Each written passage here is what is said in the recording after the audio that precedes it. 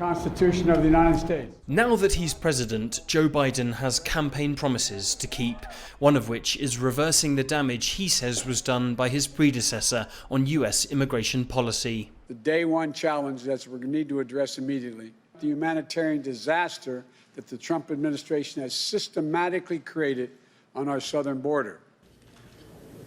Biden also sent Congress a sweeping blueprint for immigration reform, legislation that includes a pathway to citizenship for undocumented immigrants.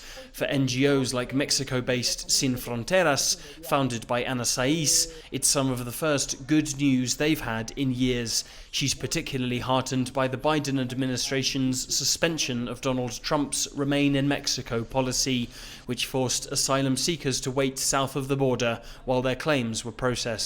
El sistema está muy deteriorado. The U.S. asylum system has deteriorated significantly as a result of this Remain in Mexico policy, which has affected more than 70,000 people who have been victims of kidnapping, extortion, family separations, and human rights violations.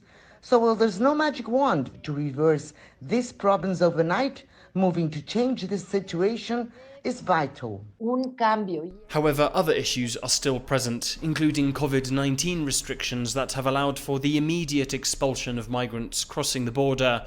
And with one of the largest caravans of Central American migrants ever seen currently battling its way towards the US, it's an issue executive orders won't solve, according to migration analyst Jair Dabroy in Guatemala City.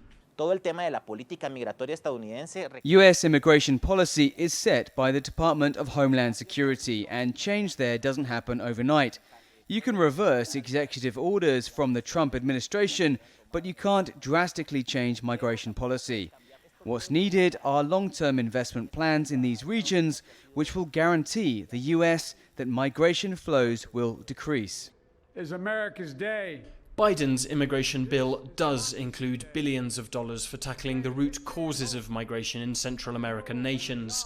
But when that investment could begin making a difference, and whether Congress will even approve it, are far from certain.